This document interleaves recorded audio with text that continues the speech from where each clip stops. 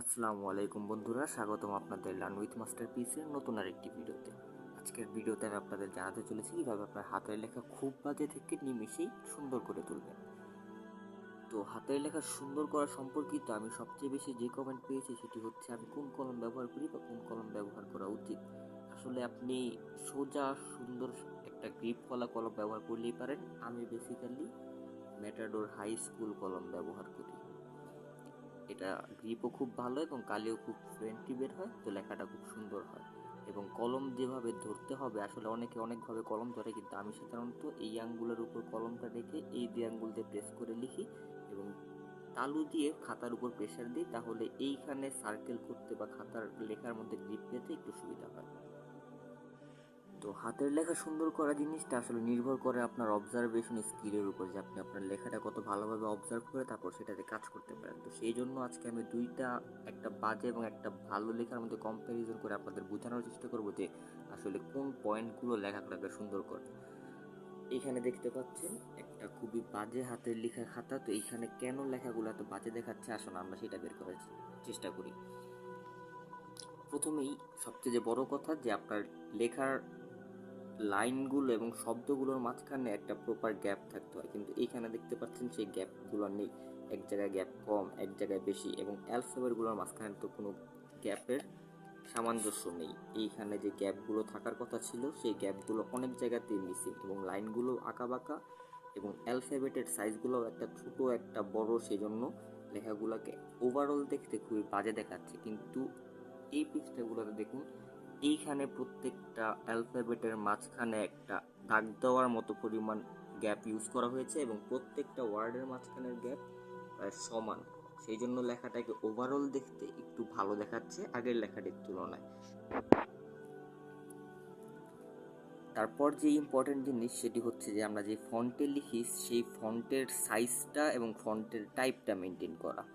Font জিনিসটা আসলে কি, এই দেখুন, এইখানে যদি আমি ওয়ার্ড লিখি, WORD, ওয়ার্ড, আবার যদি ওয়ার্ড লিখি WORD, ওয়ার্ড, এই ওয়ার্ড আর এই ওয়ার্ডের মাঝখানের পার্থক্যটা কিন্তু এই ফন্টের, রাউন্ড ফন্ট আর স্কোয়ার ফন্টের লেখা। তো আমরা অনেকেই করি কি, লেখার সময় সব ধরনের ফন্টই ব্যবহার করি, যার ফলে লেখাটা আরও সুন্দর দেখায় না। লেখার সময় যে কোনো একটা ধরনের ফন্ট ব্যবহার করতে হবে, তাহলে লেখাগুলো সুন্দর দেখাবে।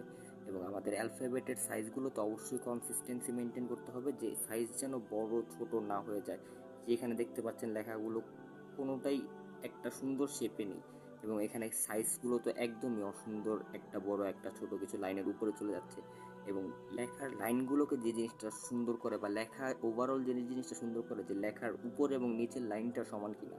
এইখানে আপনি দেখতে পাচ্ছেন যে লেখার উপরের শেপটা ওই সাপের মতো আঁকানো বাঁকানো, এবং নিচের শেপটাতেও কোনো ভারসাম্য নেই, সামঞ্জস্য নেই, এগুলো সবই আঁকা বাঁকা, কোনো কিছু প্যাটার্নে নেই। কিন্তু এই খাতাটা যদি আপনি লক্ষ্য করেন তাহলে দেখতে পারবেন যে এইখানে যে নিচের লাইনগুলো, লেখাগুলোর লাইন একটা স্ট্রেট লাইনে আছে, এবং উপরের গুলো মোটামুটি বলা যায় যে একটা স্ট্রেট লাইনে আছে। সেই জন্য লেখাগুলো দেখতে এখানে অনেকটা সুন্দর দেখাচ্ছে।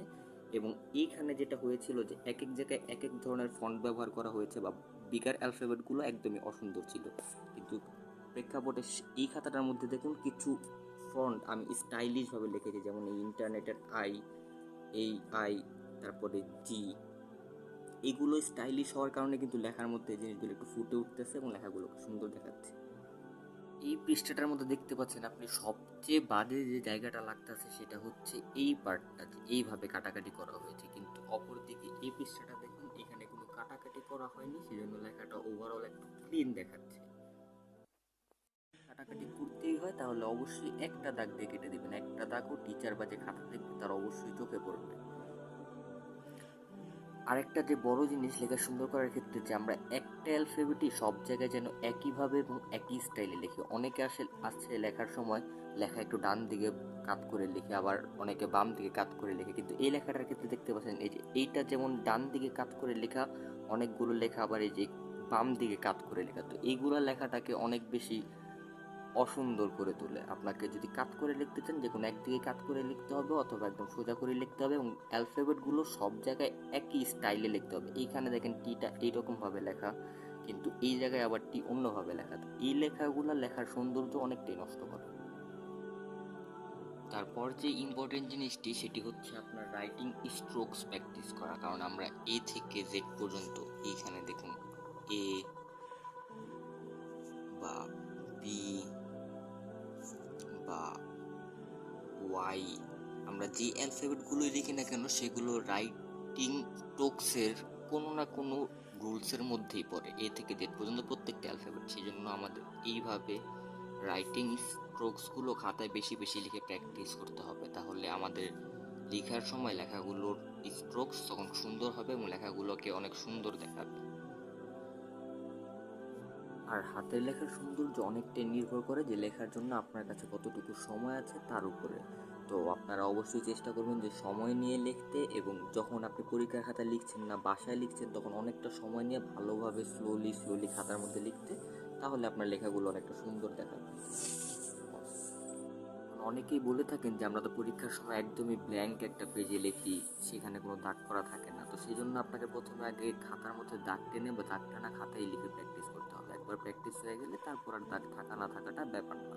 এবং পরীক্ষার খাতায় লেখার সময় আপনাকে অবশ্যই টাইম ক্যালকুলেট করে নিতে হবে যে কোনটার জন্য আপনি কতটুকু সময় ধরে লিখবেন, তাহলে আপনার লিখতে বেশি তাড়াহুড়ো করতে হবে না এবং আপনার হাতের লেখাটাও সুন্দর করা পসিবল হবে। কিন্তু যাই হোক, প্রত্যেকটা স্টুডেন্টই পরীক্ষার খাতায় লাস্টের দিকে একটু বাজেভাবেই লিখে, তো সেটা কোনো ব্যাপার না। পরীক্ষার লাস্টের দিকে হাত ব্যথা হয়ে যায়, তারপর সময় কম থাকে, অনেক বেশি লিখতে হয়, সেজন্য অনেকে আঁকাবাঁকা করে লিখে ফেলে।